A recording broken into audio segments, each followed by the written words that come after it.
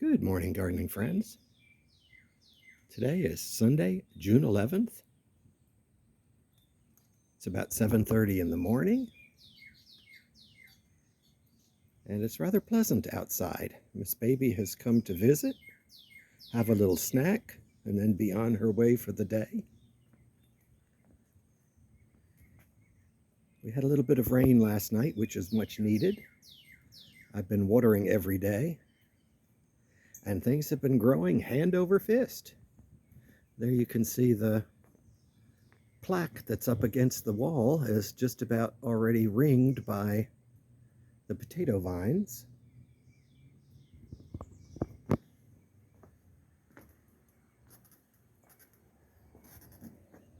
My angel's trumpet is still getting eaten, but it's being eaten less. It'll get taller, it'll be fine.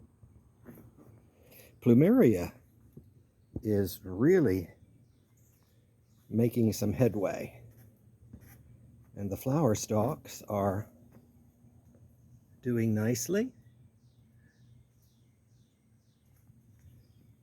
Everything is really growing and thickening.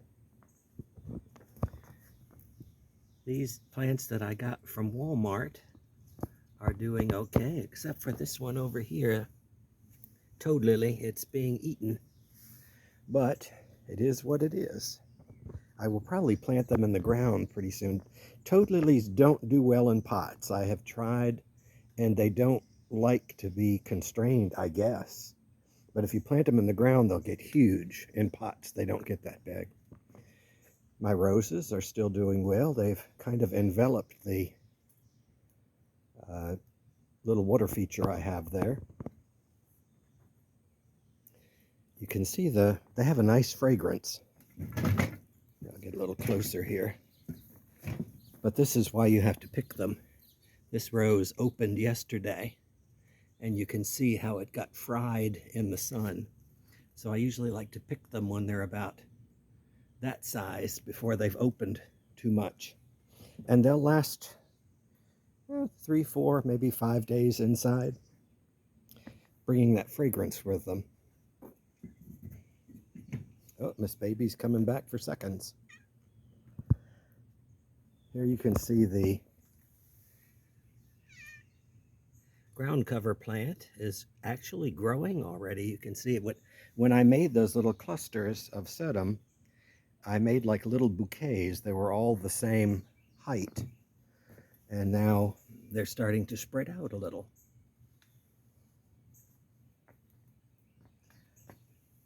This plant is leafing out nicely, the golden trumpet vine. The flower has come and gone already on this white angel's trumpet.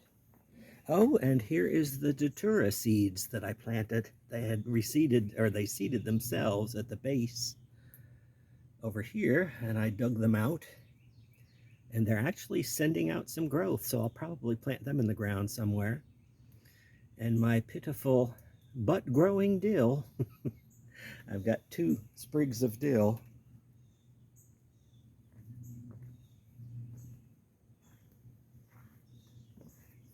The big news, of course, here is my loquat is gone, which has changed the character somewhat of my backyard. Here you can see it's a lot more open. It's kind of like it was years ago, only there used to be 2 telephone poles there. Now there's only 1. And you can see the vine, Virginia creeper, is starting to grow up it. The one thing it does do, removing the one loquat, is it really shifts focus onto this saw palmetto, or Serenoan repens. I did shape it up some because it was starting to swallow up the backyard too much, especially when we had to drag the wood out from around the bottom of it. My strawberries are starting to send out runners, and what I'm going to do is try and train them in some of the holes in the strawberry pot where the plants did not grow. My Ozark plum is has really put out a spurt of growth this year. I'm going to attempt to trim back some of it because it's starting to take over a little bit too much of my garden.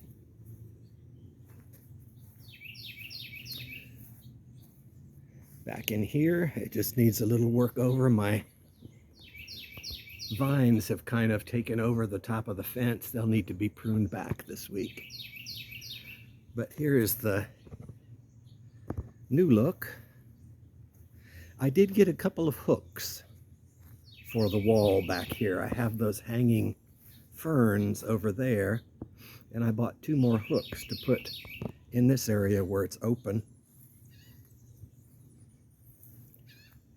And you can see here my ponytail palm. I thought it might burn being totally exposed to the full sun, but it has not.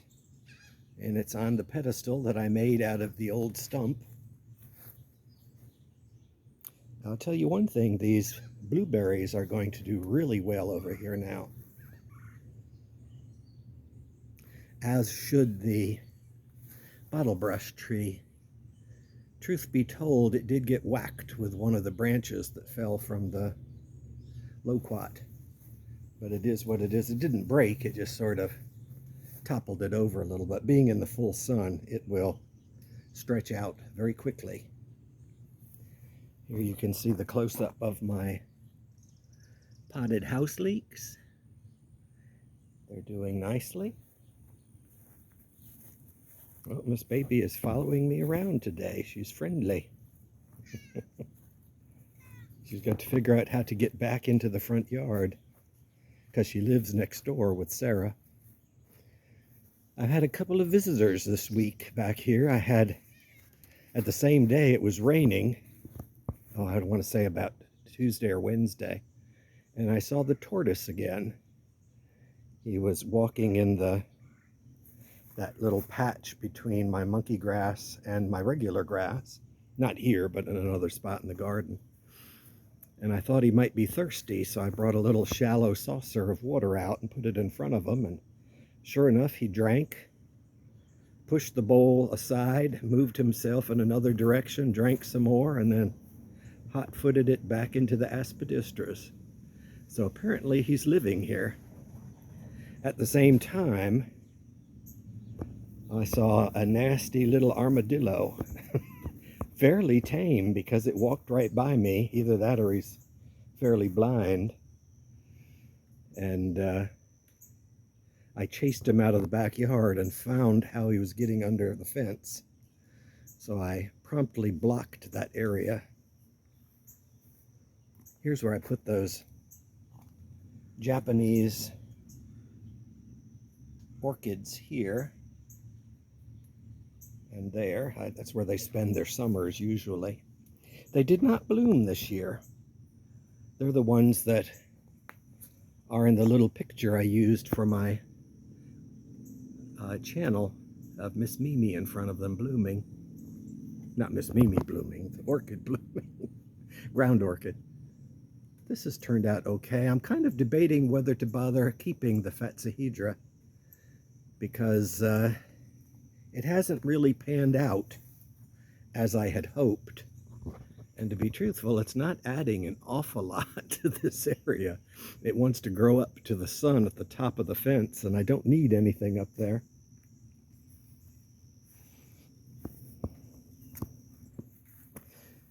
Here you can see the ground palm is coming back. Oh, some of the Spanish moss fell off. It appears to be doing okay on that trunk, which is good. The birds have started leaving it be, so they're not bothering it anymore. For their nests, I guess. I just can't get over how nice it looks to have openness there. I haven't figured out what I'm going to put in the spot where the loquat was, well, at least next to the loquat. I figured what I would do would be travel around the area and see what is available in the nurseries. It doesn't pay to plan a lot. You read in gardening books, oh, plan what trees and select this and research it. Bottom line, most of the time it boils down to what you can get your hands on. So what I like to do is go to different nurseries and big box stores and see what they've got, and then make my best decision at that point. But the thing that I'm planning on putting there really were the old fan palm, Mediterranean fan palm that we grubbed out about a month ago. It was between the two loquats, and there's a spot there. I'm seriously thinking of putting an angel's trumpet there, just an annual, because it grows really tall in 1 year and would look nice having something of blooming nature there. Here you can see this trough is looking lush. Not much really has changed over here. That's the little dish I put out now for the turtle. You can see he's made a track through the monkey grass. So I figured I'd keep, ooh, the bowl is empty. I need to put some water in the bowl.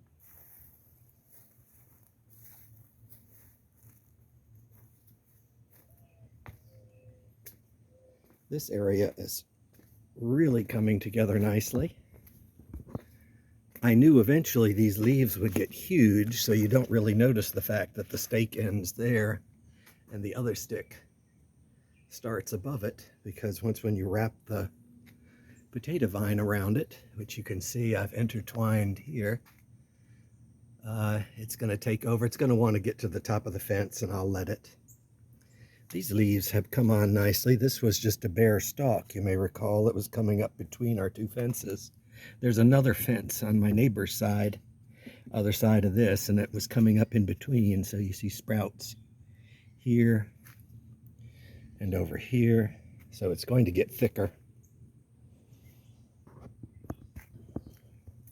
And this mandevilla is doing, it likes this spot.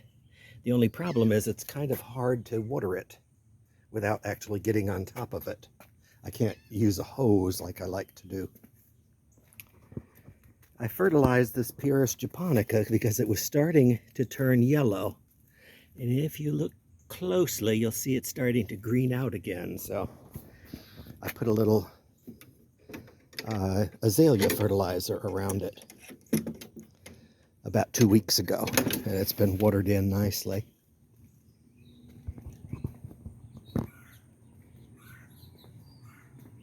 Here, everything is still growing hand over fist.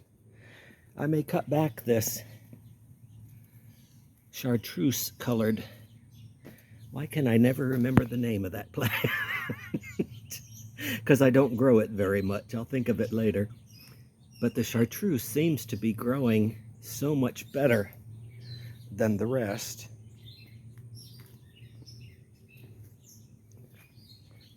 Chartreuse is an interesting color. Sometimes I go down rabbit holes. And one rabbit hole was, where does the word chartreuse come from? You know, it's a color. Of course, it's French. But chartreuse was a liqueur made by the Carthusian monks. Not to be confused with Carpathian or Corinthian. They were Carthusian monks. And it was an herbal liqueur that was that color. And so hence in France, that became chartreuse. A little bit of trivia for the day. I had to water yesterday evening the front yard.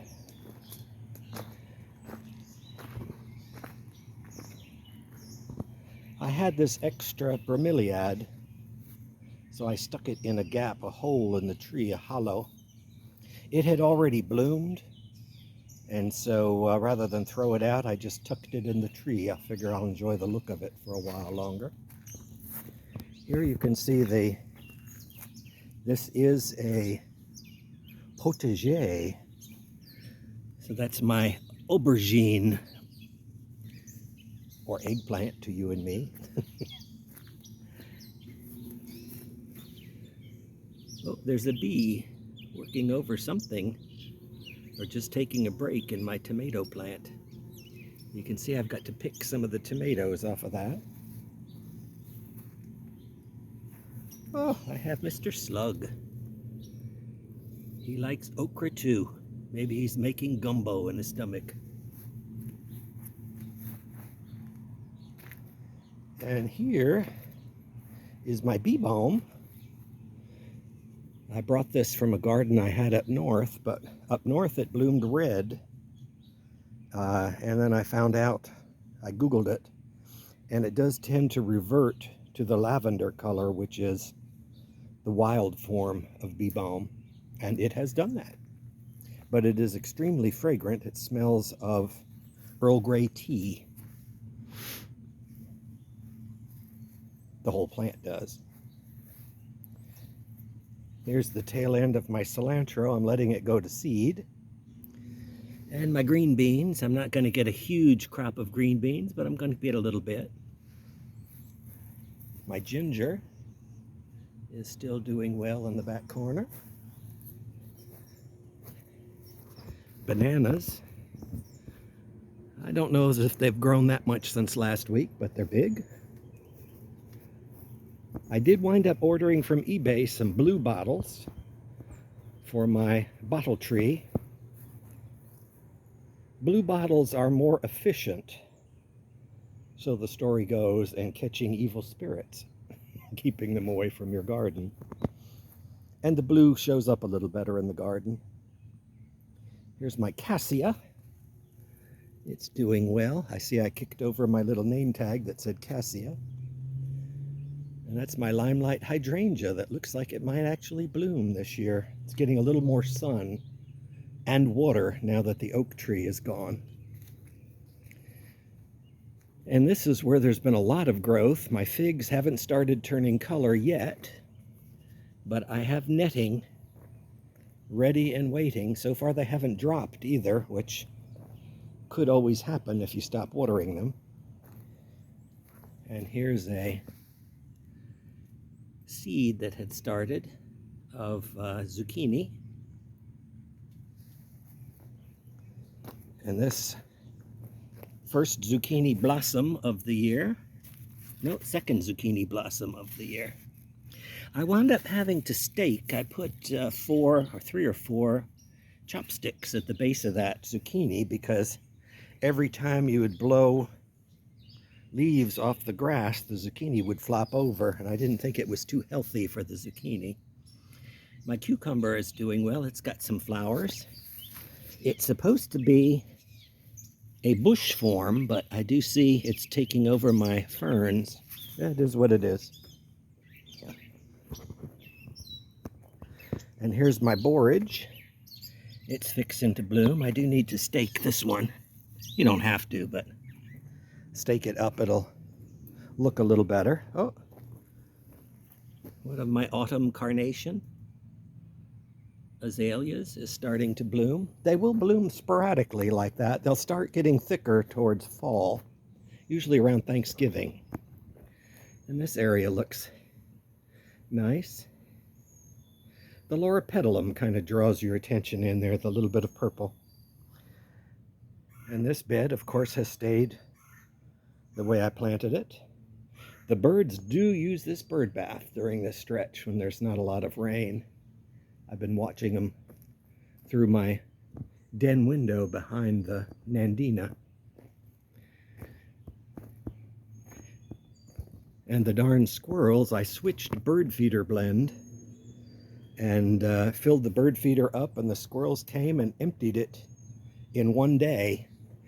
The birds will eat the seeds off of the ground, so I just left it, but I'm not going to keep filling that bird feeder up every day. Once a week it gets full. The little birds actually get inside the feeder to get at the seed. Oh, here's some more blossoms fixing to happen on my Encore azalea. Still have the wild spiderwort blooming. I left that. It's really a weed, but it's a colorful weed, so we'll enjoy it a little bit longer. And that's about it for the day. The mosquitoes are terrible. You have to cover yourself with mosquito repellent when you come outside. But things are growing hand over fist. Have a good week. Till next time.